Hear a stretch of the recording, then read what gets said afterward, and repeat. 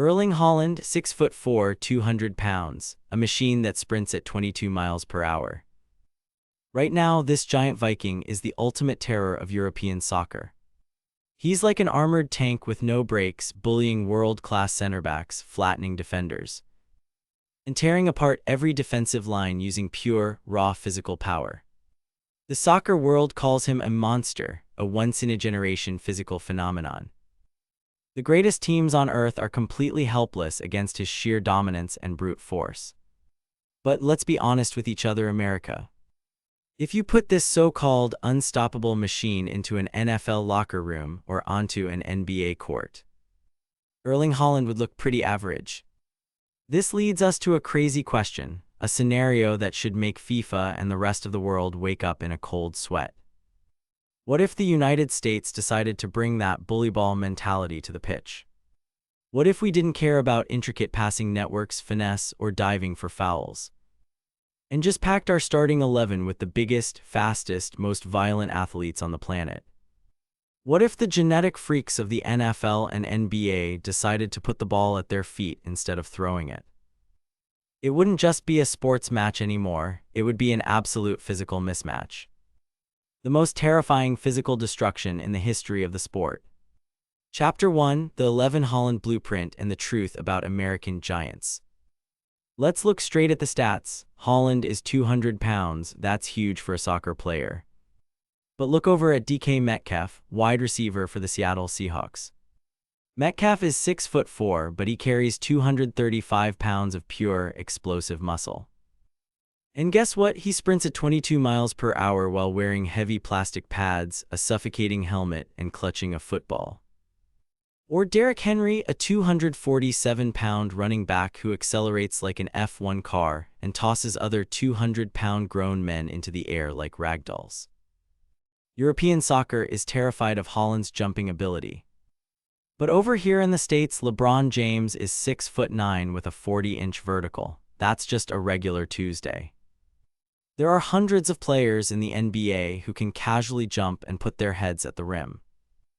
Compared to America's mass-produced genetic anomalies, the monster of world soccer suddenly just looks like a guy with a pretty good build. Imagine a team where every single player, from defenders to midfielders to strikers, is over 6'3", weighs over 220 pounds, and runs faster than Europe's elite wingers. They wouldn't need complex tactics, they would just play the long ball. Use pure speed to exploit space, and use raw physical power to flatten anyone foolish enough to stand in their way. It would be a true dream team, an army of 11 machines that cannot be beaten in a one-on-one duel, cannot be outrun, and completely eclipse the sky in aerial battles. America clearly holds a massive goldmine of pure athleticism.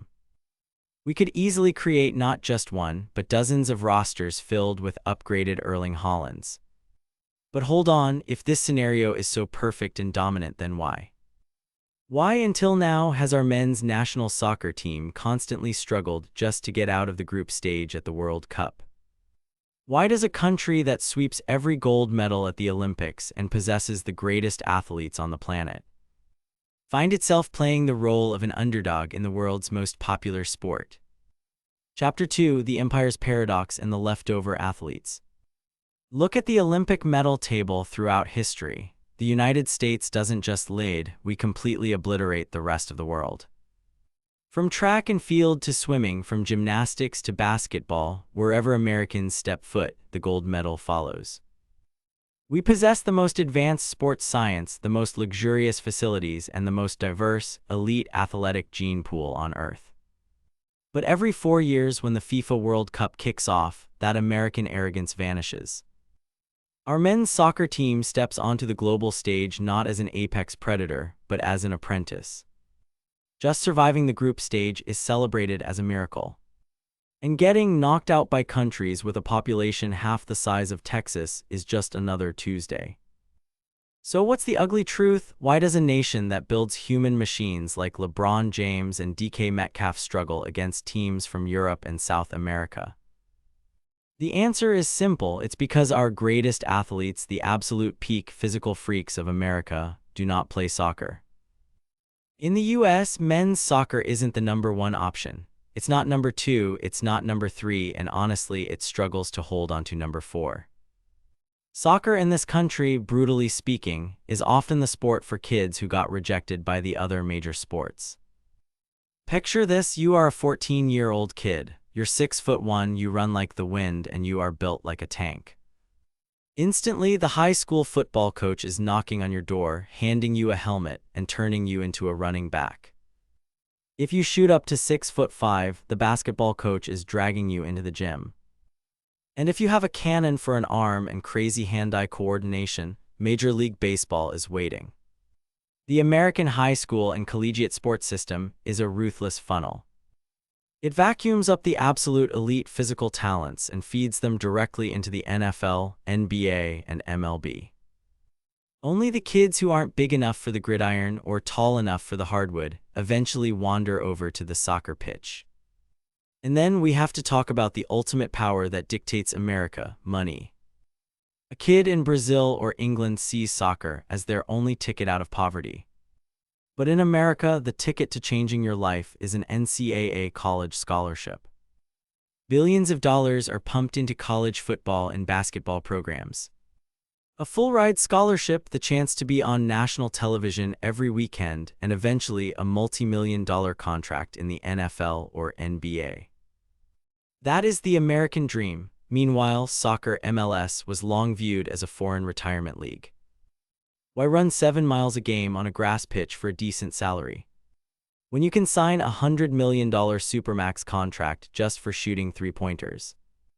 But beyond money, there is a massive roadblock buried deep in America's cultural DNA. We are a nation obsessed with stats, explosions, and extreme entertainment.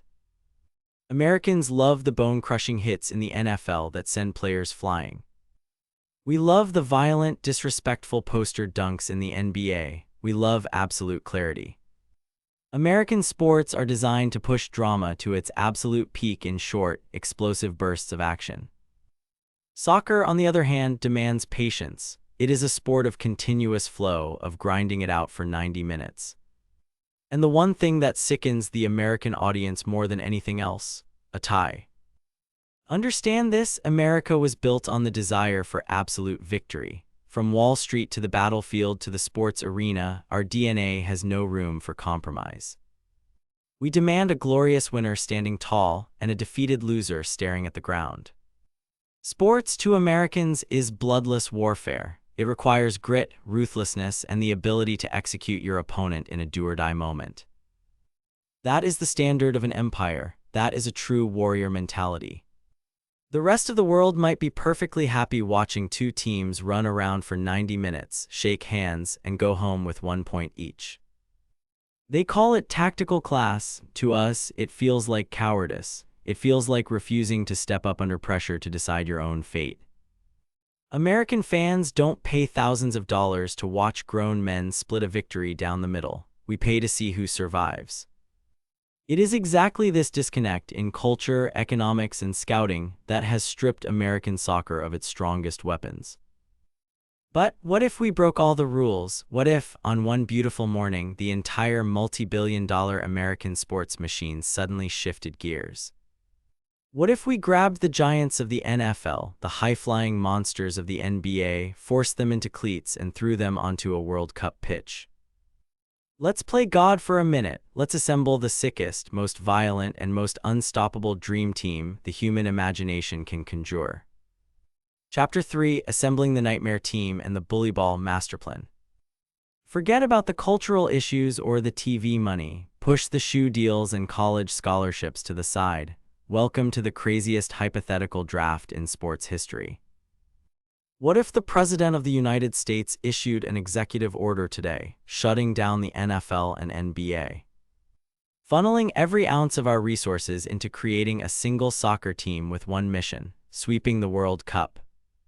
We don't need intricate tiki-taka tactics. We don't care about passing the ball sideways 100 times in the midfield like Pep Guardiola.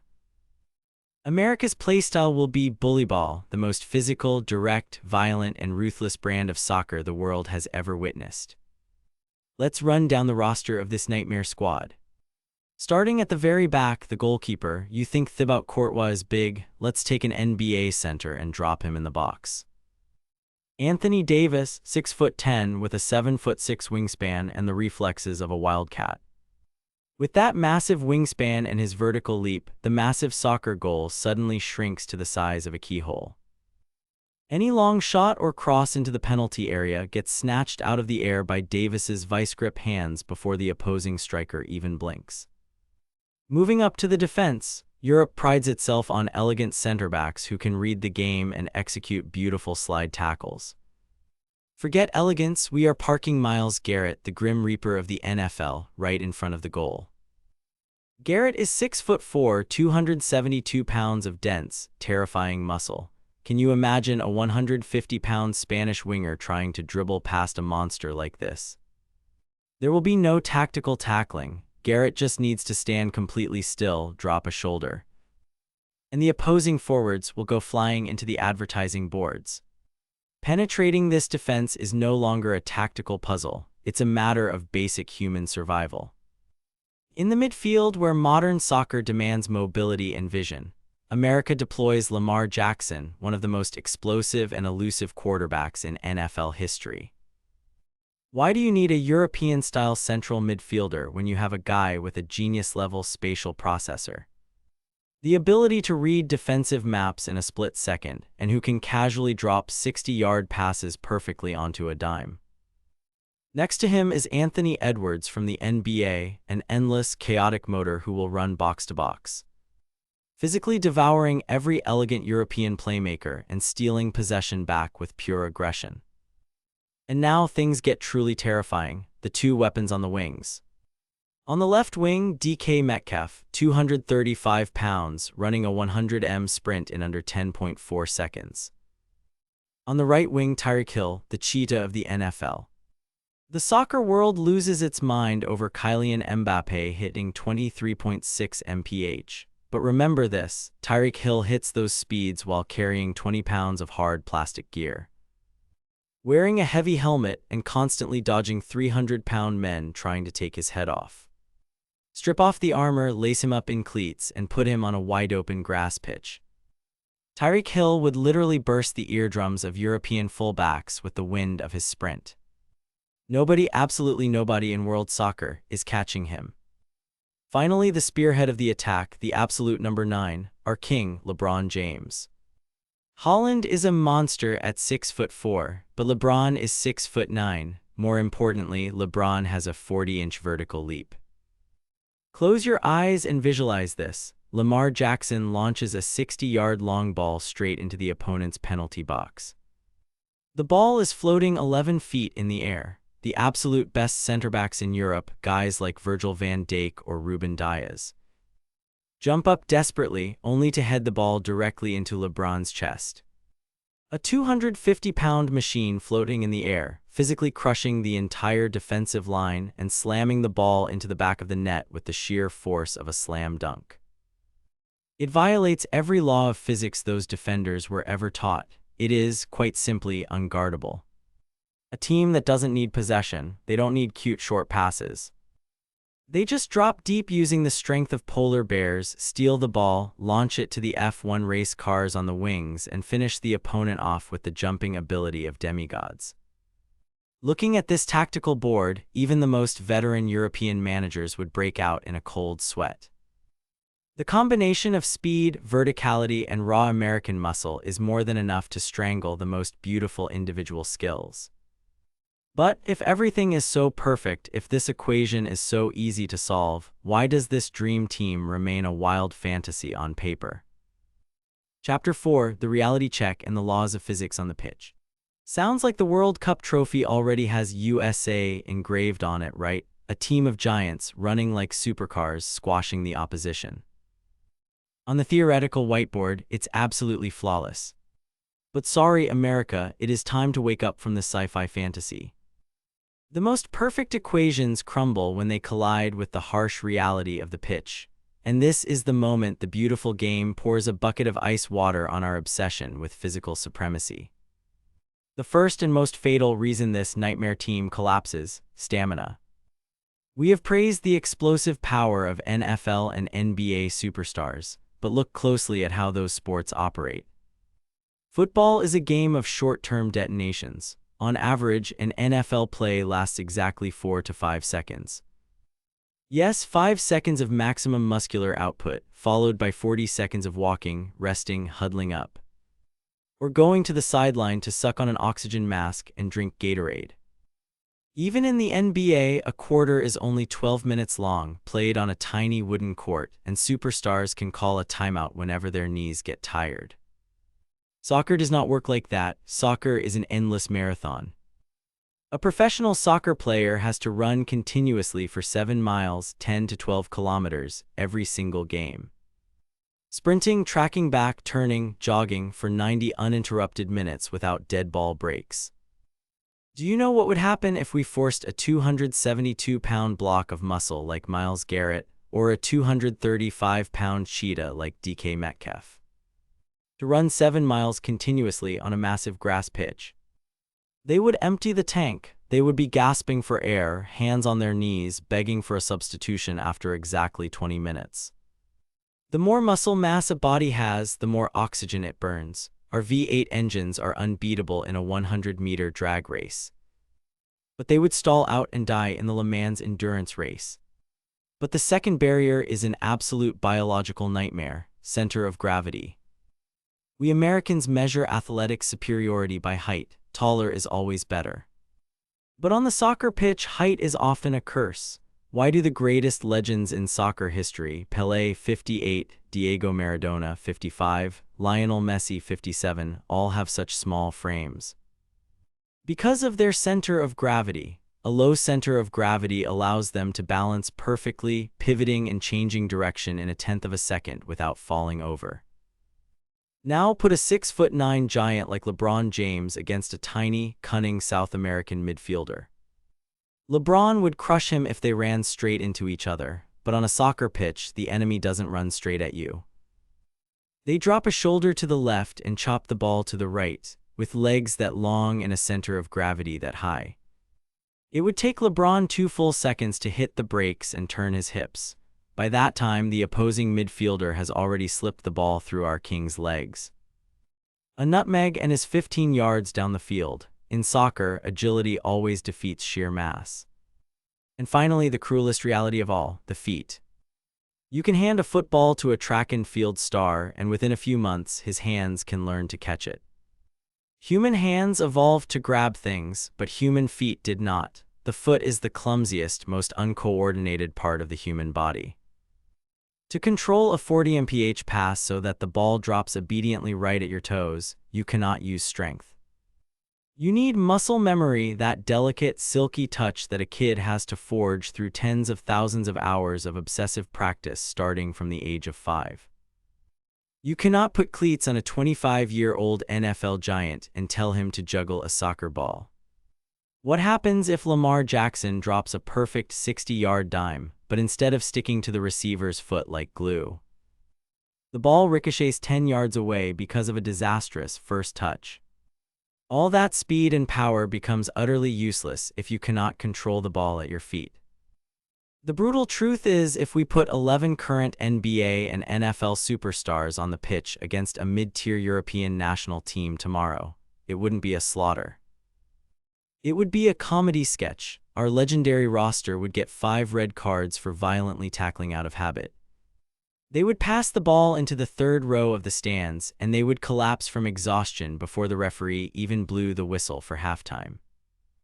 So does that mean America's 11 Holland roster is just a pipe dream? Have we truly lost the battle in the world's most popular sport? Chapter 5: The Final Verdict and the Awakening of the Giant. So our nightmare squad has collapsed. The current versions of LeBron James, DK Metcalf, and Tyreek Hill will never bring a World Cup trophy back to the USA. Europe and South America can breathe a sigh of relief. They can keep laughing at us for calling the sport soccer instead of football. But don't pop the champagne just yet, rest of the world. Because this story has a twist, a second scenario that is much more realistic and 1,000 times more terrifying. True, you cannot force a 25-year-old NFL player to put on cleats and become Lionel Messi. But what if we turn back the clock? What if, at 5 years old, those kids carrying that exact same freak genetic code weren't handed a basketball or a football, but a soccer ball? Imagine America's ruthless, multi-billion-dollar youth and collegiate sports system, the exact machine that produced the unstoppable forces of the NFL and NBA. Pivoting 100% of its resources into soccer, billions of dollars in college scholarships, sports science centers analyzing every millimeter of movement. The greatest nutritionists and medical staffs on earth, all focused entirely on sharpening youth soccer prospects.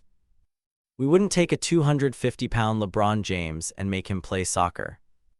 We would take a kid with LeBron's genetic ceiling and spatial IQ and train him to control a ball with his feet every single day for 15 years. When that kid grows up, he might not need to be 6'9". But he will be 6'3", 200 pounds of lean muscle, possessing the stamina of a marathon runner and the magical footwork of a Brazilian number 10. In other words, America would build a mass-production assembly line of Erling Haalands. That is no longer a crazy fantasy, that is evolution. When you combine refined, world-class technical skills forged from childhood with mutant American athleticism and cutting-edge sports science, you completely redefine how the sport is played. European finesse would be suffocated. South American trickery would be crushed by sheer speed and discipline. Americans wouldn't just join the game. Once we truly care, we will completely break the meta of the sport. The 2026 World Cup is happening right now, right here on our home soil. Millions of American kids are watching these matches.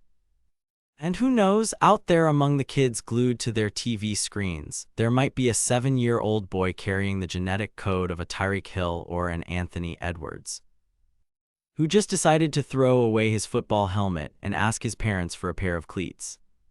The day America treats soccer as its #1 religion is the day the rest of the soccer world dies.